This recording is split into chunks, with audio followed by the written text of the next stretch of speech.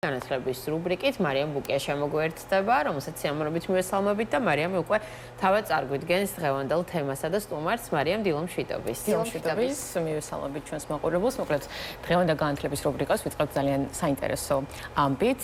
დღეს გაიმართება პროფესიული განათლების ეროვნული ჯილდოს ღონისძიება და სულ რამდენიმე საათი გვაშორებს იმას გავიგოთ თუ ვინ გახდებიან პროფესიული განათლების 2025 წლის ჯილდოს გამარჯვებულები. და მეთანხმებით ალბათ და მათ შორის სტატისტიკას ამას აჩვენებს, რომ წლიდან წლამდე პროფესიული განათლების მიმართ, ესე ვთქვათ, ინტერესი იზრდება. და მოკლედ დღეს მინდა რომ განათლების რუბრიკა ორ ნაწილად გავყოთ. პირველ ნაწილში ვისაუბროთ უშუალოდ ღონისძიების შესახებ, მეორე ნაწილში ვისაუბროთ პროფესიული განათლების შესახებ ზოგადად, რა გამოწვევები რჩება, რა არის პროგრესი, რა არის რეგრესი. მოკლედ მაგდა მაღრაძე იმყოფება ჩვენთან გადაცემაში სტუმრად. ძალიან დიდი მადლობა ქალბატონო მაგდა დათმობილი დროისთვის. მოკლედ დავიწყოთ ერთგვარი შესავლით. მოგვიყევით ღონისძიების და აღნიშნული ჯილდოს შესახებ. დღეს გაიმართება პროფესიული განათლების ეროვნული ჯილდოს 2025 წლის დაჯილდოების ცერემონია. მოხარულები ვართ, რომ ჯილდო უკვე მე-9 წელია ხორციელდება საქართველოში და ამ პროექტის მიზანი გახლავთ პროფესიული განათლების პოპულარიზება და დარგში არსებული საინტერესო წარმატების ისტორიების წარმოჩენა იმისთვის, რომ საზოგადოებამ გაიგოს თუ რა სიკეთეები მოაქვს პროფესიულ განათლებას, რა წარმატების ისტორიები გვაქვს ამ სფეროში და უფრო დაინტერესდეს პროფესიული განათლებით, როგორც სტუდენტი, მომავალი სტუდენტი რომ ჩაერთოს, ასევე მასწავლებელი, რომ უფრო მეტი პედაგოგი მოვიზიდოთ პროფესიულ განათლებაში. ძალიან მნიშვნელოვანი გახლავთ, რა თქმა უნდა, პროგრამები, რომელსაც თავაზობ და ასევე თანამშრომლობა დამსაქმებლებთან, ბიზნესთან და სწორედ რომელი ესე ვთქვათ კატეგორიებიც ახლა მე დავასახელე, ამ კატეგორიებში გაიცემა ჯილდო დღეს საღამოს გავიგებთ უკვე ვინ არიან 2025 წლის გამარჯვებულები და საზოგადოებას მერე უკვე გავაცნობთ მათ წარმატების ისტორიებს. ქალბატონო მაგდა ფინალისტების შესახებაც რომ გითხრათ ორიოდე სიტყვა, ვინ არიან ფინალისტები, რა პროფესიის წარმომადგენლები არიან ძირითადად აპლიკანტები? ფინალისტები ყავს თითოეულ ძირითად კატეგორიაში, ანუ 4 ძირითადი კატეგორია, 3 ფინალისტია. ამ 3-დან უკვე ჟიური, დამოუკიდებელი ჟიური, რომელიც შედგება ექსპერტებისგან, პროფესიული განათლების, ასევე კერძო სექტორის, ბიზნესის წარმომადგენლები, სამთავრობო სტრუქტურების წარმომადგენლები, საერთაშორისო ორგანიზაციების, უკვე გამოავლენენ თითო გამარჯვებულს. არაჩვეულებრივი ფინალისტები ყავს წელს 1000 ეურის ფონდის სოციალურ მედიაში მათ შესახებ უკვე ტრიალებს ისტორიები წარმატების და ფინალისტები ყავს დაწყებული ვთქვათ მასწავლებელი, რომელიც 50 წელია პროფესიულ განათლებაში მუშაობს და ერთ-ერთი წამყვანი პედაგოგი გახლავთ საქართველოში ელექტროობაში და თაობები ყავს აღზრდილი, ასევე ახალგაზრდები, რომლებიც ჩაერთვენ პროფესიულ განათლებაში, დაეუფლნენ და დღეს ვთქვათ სუშეფად მუშაობენ ერთ-ერთ წამყვან რესტორანში თბილისში, ასევე ყავს მრავალი სხვა ჯილდოს მფლობელები, ყავს ქალბატონები, რომლებმაც როდესაც შვილები გაზარდეს, მერე გადაწყვიტეს ახალ პროფესიას დაეუფლონ და ძალიან საინტერესო ისტორიები, ვთქვათ, ყავს დევნილი აფხაზეთიდან, რომელმაც გადაწყვიტა, რომ ოჯახს მხარში დაუდგეს და მას მერე რაც შვილები გაზარდა, დაიწყოს ბიზნესი, ამისთვის ისწავლა ახალი პროფესია და უკვე გახსნა თავისი სიგრე საწარმო. ასევე რა თქმა უნდა პროგრამები გვაქვს ძალიან საინტერესო პროფესიული განათლების სხვადასხვა მიმართულებით და დარგები არ არის შეზღუდული, ნებისმიერ პროფესიულ საგანმანათლებლო დაწესებულებას შეუძლია წარმოადგინოს განაცხადი კონკურსში, რომ ესე ვთქვათ მიიღოს მონაწილეობა და ასევე ბიზნესს შეუძლია წარმოადგინოს განაცხადი. ჩვენ დიდ ყურადღებას ვუთმობთ დამსაქმებლების ჩართულობას, კერძო სექტორის ჩართულობას პროფესიულ განათლებაში და მნიშვნელოვანია მათი როლი და ასევე ძალიან კარგი მაგალითები გვაქვს წელს თუ რა სახით ჩაერთო ბიზნესი პროფესიულ განათლებაში და როგორ ეხმარება ქვეყნის განვითარებას, ინვესტიციებით და სხვადასხვა საქმიანობით. ქალბატონო მაგდა წინა წლებს რომ გადავალოთ თვალი, ძირითადად რომელი დარგის და სფეროს გამარჯვებულები გვყავს ამ ეტაპზე? ჩვენ ძირითადად პროფესიულ განათლებაში გვაქვს რამოდენიმე პოპულარული, ასე ვთქვათ, დარგი ქვეყანაში. აუცილებლად უნდა დასახელდეს კულინარია, ძალიან რომელიც ახლა პოპულარულია. განსაკუთრებით პოპულარული გახდა ბოლო წლებში, ძალიან დიდი ინტერესია. და აქ უნდა აღნიშნოს, რომ თითქოს ერთ დროს ცოტა სამარცხვინო ან ზოგისთვის სათაკილო პროფესია იყო და ძალიან მიხარია რადიკალურად შეიცვალა. ნამდვილად ამ დარგის პოპულარიზებას ხელი შეუწყო მედიამ, იმიტომ რომ ძალიან ბევრი კარგი გადაცემებია და როდესაც უკვე ძალიან მნიშვნელოვანი გახავთ ის, რომ როდესაც უკვე ეცნობი პროფესიას და დარგს უფრო ახლოდან, უკვე ხვდები რამდენად საინტერესოა, იმიტომ რომ ახლა შეიძლება თქვა ელექტროობა ან ინჟინერია თავიდან ისეთი მიმზიდველი თითქოს არ ჩანს, მაგრამ როდესაც ეცნობი თუ რა სწავლობ და მე რა კარგად საქმდები ამ დარგში, ეს უკვე რა თქმა უნდა მიმზიდველობას ზრდის. როგორც აღნიშნეთ, ესე იგი კულინარია არის თითქმის ყოველ წელს გვაქვს განაცხადი ამ დარგში, ასევე საბუნებისმეტყველო საინჟინრო დარგები, იმიტომ რომ ჩვენ ძალიან დიდ აქცენტს ვაკეთებთ STEM დარგების განვითარებაზე ქვეყანაში და გვაქვს ასევე აი სულ ახალი დარგები და ახალი პროფესიები, ინდუსტრიული დიზაინი გვაქვს ხოლმე, ქონდა შარშან რომელს გაიმარჯვა და მრავალი სხვა საინტერესო პროფესია. აი, ქალბატონო მაგდა, ინტერესი რამდენად მაღალია და რომ გითხრათ ასევე, როგორ შეიძლება რომ მოგაწვდინონ ხმა დაუშვათ, იმიტომ რომ ჩვენ ვიცით რომ ეს კონკურსი 2017 წლიდან ტარდება, ეს არ არის მცირე ისტორია და გაგრძელდება, რა თქმა უნდა. აი, ვის შეუძლია რომ მიიღოს მონაწილეობა აღნიშნულ კონკურსში? კონკურსი ყოველ წელს გაზაფხულზე ცხადდება.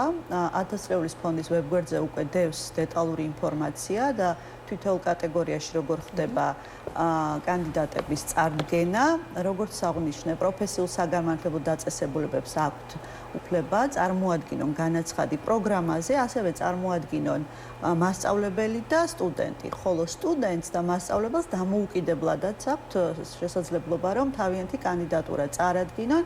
ბიზნეს პარტნიორს კი ეს უნდა იყოს საქართველოში რეგისტრირებული კერძო ორგანიზაცია, იურიდიული პირი და მათაც შეუძლიათ წარმოადგინონ ინდივიდუალურად, ასე ვთქვათ, დამოუკიდებლად განაცხადი. პირველ ეტაპზე არის განაცხადის წარდგენა, ეს ელექტრონულად ხდება. შემდგომ უკვე დამოუკიდებელი ჟიური გადახედავს განაცხადებს და ნახევარფინალისტების სიას შეადგენს და ნახევარფინალისტებთან იმართება პრეზენტაცია, გასაუბრება, სადაც უკვე მათ აქვთ საშუალება წარმოადგინონ თავიანთი წარმატების ისტორია ჟიურის წინაშე და უკვე ჟიური ამის მიხედვით მრავალი შეფასების შედეგად უკვე გამოავლენს ფინალისტებს და შემდეგ უკვე გამარჯვებს. აი, საინტერესო კრიტერიუმები. ახლა სარეკლამო პაუზის დროს ჩვენს ეთერში. და შემდეგ ისევ გავაგრძელოთ მეორე ნაწილით და თქმულობთ იგივე თემითაც, იმიტომ რომ ჩვენს მოყურებელს მინდა უთხრა, რომ არ გადართონ ამ თემას, ისევ გავაგრძელებთ რეკლამის შემდეგ. დაგიბრუნდით, კიდევ ერთხელ მოგესალმებით. ვაგრძელებთ, რა თქმა უნდა, მარიამი კვლავ ჩვენთან არის და ძალიან საინტერესო თემა და სტუმარი კიდევ ერთხელ დილომ შვიტო. დილომ შვიტობისა კიდევ ერთხელ, ვინც ახლა შემოგვიერთდა, შევახსენებ, რომ საუბრობთ პროფესიული განათლების შესახებ. მოკლედ, თემა არის ძალიან საინტერესო და მოუწურავი და ვფიქრობ, რომ თითოეულ ჩვენგანს გვაქვს არაერთი კითხვა პროფესიულ განათლებასთან მიმართებაში. მოკლედ, უბრუნდებით ჩვენ სტუმარს, ქალბატონი მაგდა მაღრაძე იმყოფება ჩვენთან, 1000 წელთა ფონდის აღმასრულებელი დირექტორი. მადლობა კიდევ ერთხელ ქალბატონო მაგდა დათმობილი დროისთვის. მოკლედ, რომ დაუბრუნდეთ თემას, ჩვენ ვსაუბრობდით, ვის შეუძლია რომ გახდეს აღნიშნული ღონისძიების ესე ვთქვათ კონკურსანტი. ახლა რომ ვისაუბროთ ზოგადად შიდა კონკურენციის თაობაზე, იმიტომ რომ სურვილი რა თქმა უნდა ძალიან ბევრია, ინტერესი საკმაოდ მაღალია და როგორ ხდება შემდგომ რა კრიტერიუმების მიხედვით აპლიკანტთა შერჩევა? როგორც აღნიშნე, 4 ძირითადი კატეგორია არის პროფესიული განათლების ჯილდოში, ეროვნულ ჯილდოში და თითოეულ კატეგორიას სხვადასხვა კრიტერიუმები აქვს, მაგრამ თუ გავაერთიანებთ, რომ მაყურებლისთვის არ იყოს, ასე ვთქვათ, რთული აღსაქმელი, რთულად აღსაქმელი, ეს გახლავთ ის, რომ უნდა იყოს დარგი და პროფესია შრომის ბაზრის მოთხოვნებზე ორიენტირებული, ანუ საქართველოში უნდა იყოს მოთხოვნა დამსაქმებლებისგან ამ პროფესიაზე, ან იმ უნარჩვევებზე, რასაც პროფესიული საგანმანათლებლო დაწესებულება სთავაზობს სტუდენტებს, უნდა იყოს ინოვაციური, სიახლე უნდა შემოქონდეს პროფესიულ საგანმანათლებლო დაწესებულებას, რა თქმა უნდა მნიშვნელოვანია კურსდამთავრებულთა დასაქმების მაჩვენებელი, რამდენად კარგად საქმდებიან ოღონდ პროფესიით, არა ზოგადად, იმიტომ რომ ხშირად გვაქვს ხოლმე შემთხვევები, რომ ზოგადად კურსდამთავრებულების რაოდენობა არის მაღალი, მაგრამ არა დარგში და არა პროფესიით. ბიზნესს რაც ეხება, ბიზნესის ინვესტიციას უყურებთ. ეს შეიძლება იყოს ფულადი, ეს შეიძლება იყოს რესურსები, რომელიც ჩადო და გაიღო ბიზნესმა, ეს შეიძლება იყოს პროფესიული საგამართლებლო პროგრამის შექმნაში ჩართვა ან განვითარებაში წვლილი შეტანა. სტუდენტი უნდა იყოს წარმატებული, სტუდენტის კატეგორიაში წარმოდგენილი კანდიდატურა და მასწავლებელი კი რამდენად ვთქვათ მაღალი ხარისხის სწავლების პროცესს ეწევა, წარმატებული სტუდენტები ყავს თუ არა და სტუდენტებისგანაც რეკომენდაციები და ასევე დაწესებულებისგან, სადაც ასწავლის ვთქვათ რეკომენდაციები არის წარმოდგენილი. საკმაოდ ისეთი სერიოზული აპლიკაცია არის შესავსები, არ არის მარტივი, თუმცა უკვე ტრადიციად იქცა და ყოველ წელს დარგში მოღვაწე ადამიანები და ორგანიზაციები ყურადღებით ადევნებენ თვალყურს კონკურსს და იმედი გვაქვს, რომ წელსაც გამოვაცხადებთ მომავალი წლისთვის კონკურსს და დავაჯილდოვებთ ღირსეულ კანდიდატებს. აქვე მინდა აღვნიშნო, რომ არის ასევე დამატებითი პრიზები. საქართველოს პარლამენტმა დააწესა პრიზი ინკლუზიური პროფესიული განათლების ხელშეწყობისთვის, პროფესიული უნარების სააგენტოს თანამშრომლობით გვაქვს პროფესიული მომზადება გადამზადების, ანუ მოკლევადიანი პროგრამებისთვის სპეციალური ჯილდო და ასევე ისრაელის საელჩო აწესებს ყოველ წელს თავის პრიზს და საქართველოს ბიზნეს ასოციაცია. თავად ჯილდო არის ათასწლეულის ფონდის ორგანიზებული, ამერიკის მთავრობის დაფინანსებით დაიწყო და ახლა კი უკვე კერძო სექტორი და ჩვენ ერთობლივად ვაფინანსებთ და გუდავაძე პატარკაციშვილის ფონდია გენერალური სპონსორი. ქალბატონო მაგდა, ეხლა რომ ვისაუბროთ ზოგადად პროფესიული განათლების შესახებ, ჩვენ ვიცით რომ წლიდან წლამდე მონაცემები ამას აჩვენებს, რომ იზრდება ინტერესი პროფესიულ განათლებაზე. ჩვენ ვიცით რომ უმაღლესი განათლების რეფორმა ახლა ისე არის, ესე ვთქვათ, ინიცირებული, რომ ვფიქრობ, რომ ყველაფრის მიღმა იმალება ის, რომ უფრო მეტად გაძლიერდეს პროფესიული განათლება და არ იყოს ის იდეა მხოლოდ რომ აი ყველა ადამიანს უნდა ქონდეს უმაღლესი განათლების დიპლომი. მოკლედ რომ გითხრათ, ეხლა შეიძლება ვფიქრობ, რომ უფრო მეტი ინტერესი იყოს გამოჩენილი პროფესიული განათლების მიმართ და რამდენად არის მედეგი პროფესიული განათლების სექტორი, რომ აი ამ უფრო ძლავ ნაკადს, ესე ვთქვათ, გაუძლოს. მნიშვნელოვან საკითხს შეეხეთ, პროფესიული განათლება არის პროფესიის დაუფლების უფრო სწრაფი, ეფექტიანი საშუალება და რა თქმა უნდა, უმაღლესი განათლება მნიშვნელოვანი გახლავთ, მაგრამ უნდა კარგად, თავიდანვე კარგად განსაზღვროთ, როდესაც პროფესიას ვირჩევთ, სად გვინდა რომ ვიმუშაოთ, რა სახის უნარჩვევები გვინდა რომ უნარჩვევებს დავეუფლოთ განათლების მიღების დროს და უფრო კარგად, ვთქვათ, ინფორმირებული გადაწყვეტილება მიიღოს აბიტურიენტმა. ხშირად არის ხოლმე, რომ ყავს ესეთი კონკურსანტებიც, მიიღეს უმაღლესი განათლება, დაიწყეს მუშაობა, აღმოაჩინეს, რომ სხვა დარგში უნდათ გადასვლა და ან რაც ისწავლეს არ იყო ის, რაც ვთქვათ, უნდათ და ირჩევენ პროფესიულ განათლებას. ანუ უმაღლესი განათლებიდან პროფესიულში ძალიან ხშირად ბრუნდება ადამიანი. და ის, რომ პროფესიული განათლება უფრო ნაკლებად ხარისხიანია, ან რამენაირად უფრო, ასე ვთქვათ, ნაკლოვანია ვიდრე უმაღლესი განათლება, ეს აბსოლუტურად უნდა დავივიწყოთ, იმიტომ რომ პროფესიული განათლება დღეს არის ძალიან მაღალი ხარისხის, შრომის ბაზრის მოთხოვნებზე ორიენტირებული, რა თქმა უნდა, გვაქვს ძალიან კარგი ხარისხის და უფრო ნაკლები ხარისხის პროგრამები, მაგრამ ეს დამოკიდებულია მრავალ ფაქტორზე. ინვესტიციები აუცილებლად უნდა გაიზარდოს პროფესიულ განათლებაში, თუ ჩვენ გვინდა რომ ალტერნატივად, ვთქვათ, განიხილებოდეს კიდევ უფრო მეტი სტუდენტისთვის პროფესიული განათლება, იმიტომ რომ ადგილების რაოდენობა ჯერჯერობით მაინც პროფესიულ განათლებაში ნაკლებია, შეზღუდულია და უმაღლეს განათლებაში მეტი გვაქვს, მეტი ადგილი ცხადდება ყოველწლიურად და მე ვთვლი რომ სტუდენტმა თავად უნდა განსაზღვროს, რა თქმა უნდა, უმაღლეს განათლება უნდა თუ პროფესიული, მაგრამ შესაძლებლობა უნდა იყოს ორივეგან, მათთვის რომ ჩაირიცხოს და დაეუფლოს იმ პროფესიას, რაც არის მისი ოცნების, ან რაც იმ მომენტისთვის მიაჩნია, რომ საინტერესო იქნებოდა. აქვე უნდა აღინიშნოს აუცილებლად, რომ ტექნიკური უნარების შესწავლა, რა თქმა უნდა, უფრო პროფესიული განათლების დონეზე ხდება და მეტი თეორია უმაღლესი განათლების და ესეც არის ერთ-ერთი გადამწყვეტი ფაქტორი, როდესაც სწრაფად გვინდა დავსაკვდეთ და დავიწყოთ ჩვენი ბიზნესი, პროფესიულ განათლებას ვარჩევთ. ქავტან მაგდა წლების წინ როგორც თქვენ თავადაც აღნიშნეთ, ცოტა სკეპტიკური დამოკიდებულება იყო ხოლმე პროფესიული განათლების მიმართ და ყველას, ვინც არ უნდა ყოფილიყო, აუცილებელი იყო ეს, რომ უმაღლესი განათლება უნდა მიიღო.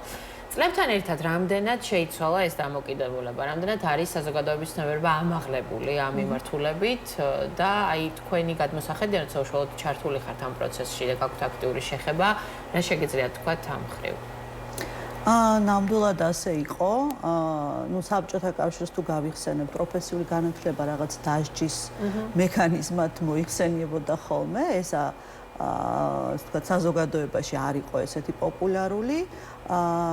თუმცა დაახლოებით 2012-13 წლიდან საქართველოს მთავრობამაც განაცხადა, რომ პროფესიულ განათლებაში უფრო მეტი ინვესტიცია უნდა იყოს ჩადებული და ჩვენმა ფონდმაც საკმაოდ დიდი ინვესტიციები გაიღო, დაახლოებით 16 მილიონი ამერიკული დოლარის გრანტის მოვიპოვეთ ამერიკის შეერთებული შტატების მთავრობიდან, ასევე საქართველოს მთავრობიდან და კერძო სექტორიდან და პროფესიულ განათლებაში ჩავდეთ 60 ახალი პროფესიული საგანმანათლებლო პროგრამა მივიღეთ, ან განვაახლეთ არსებული პროგრამები. მნიშვნელოვანი გახლავთ თქვენი როლი, მედიის როლი, რომ უკეთ გააცნოთ თუ რა ხდება პროფესიულ განათლებაში და ამას კარგად ახორციელებთ და მადლობა დღევანდელი გადაცემისთვის.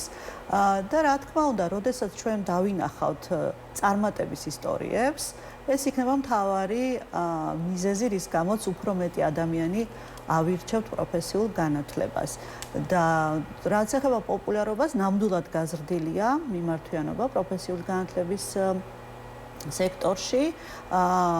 შარშანდელთან შედარებით 10%-ით იყო მომატებული სტუდენტების რაოდენობა, ვინც ჩაირიცხა პროფესიულ განათლებაში, თუმცა 10-ჯერ მეტი სტუდენტი გვყავს უმაღლეს განათლებაში და ადგილების რაოდენობაც, როგორც აღნიშნე, სადაც მეტია და ალბათ ესეც გადაწყვეტილების მიღების დროს მოქმედებს აბიტურიენტებზე. თუმცა შრომის ბაზრის მოთხოვნას თუ შევხედავთ და ბიზნესის სხვადასხვა კვლევებს გადავხედავთ, ბიზნესი ყოველთვის და დღესაც ამბობს, რომ ვერ პოულობს იმ კვალიფიკაციის სამუშაო ძალას, რაც მას სჭირდება.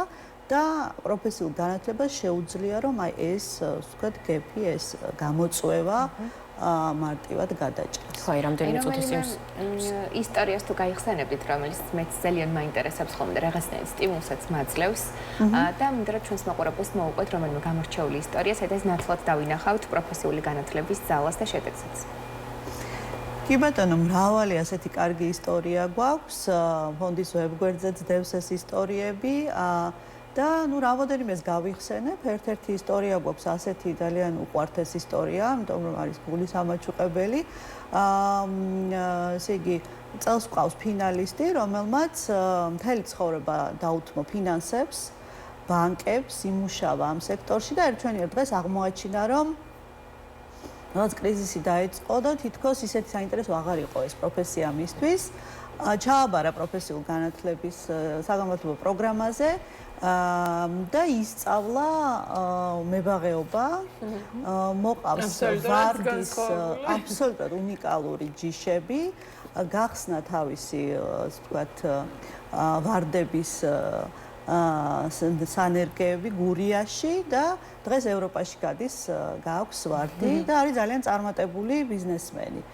კიდევ ერთი ესეთი ისტორია გვაქვს 60 წლის ასაკში გადაწყვიტა ერთ-ერთმა გამარჯვებული გახლავთ ეს ადამიანი უკვე ჯილდოს და გადაწყვიტა რომ ესწავლა ახალი პროფესია, იმიტომ რომ რეალურად უკვე პენსიის ასაკში იყო და რაღაც ხო იცით პენსიის ასაკში რომ შედიხართ, ისეთი განცდა გაქვთ რომ თითქოს ისეთ საჭირო აღარ ხართ საზოგადოებისთვის და რაღაც ახალი ძალიან მნიშვნელოვანია ამ დროს და ნუ ახალი დასაწყისი იყო მისთვის ის რომ ჩააბარა კოლეჯში, იყო ყველაზე ვთქვათ ასაკით დიდი სტუდენტი, დაამთავრა, ისწავლა მეფუტკრეობა, გახსნა თავისი მეფუტკრეობის ფერმა, შემდეგ სასტუმრო და დღეს არის წარმატებული ბიზნესმენი თავის რეგიონში. აქედან დასკვნა, რომ ნებისმიერ ასაკში შეგვიძლია რომ გადავდგათ რაღაცა განსხვავებული ბიჭი კი, ნამდვილად და განათლების სისტემის მთავარი ერთ-ერთი კომპონენტი ხო სწორედ ის არის უწყვეტი განათლება, რომ ნებისმიერ დროს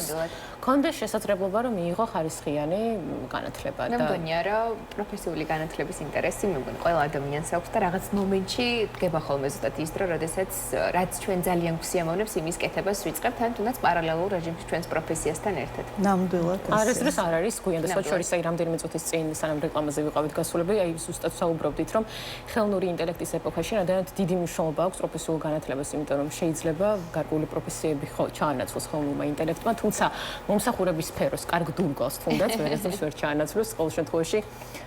ბოლო სტატისტიკა ასეთია. რაც უფრო მეტი რამ გვეცოდინება, უფრო გაუჭირდება, ესე რომ ვთქვათ, ამ ტექნოლოგიურ სიახლეებს რომ დაგვეწიოს, ასე რომ ყოჩაღად უნდა ვიყოთ.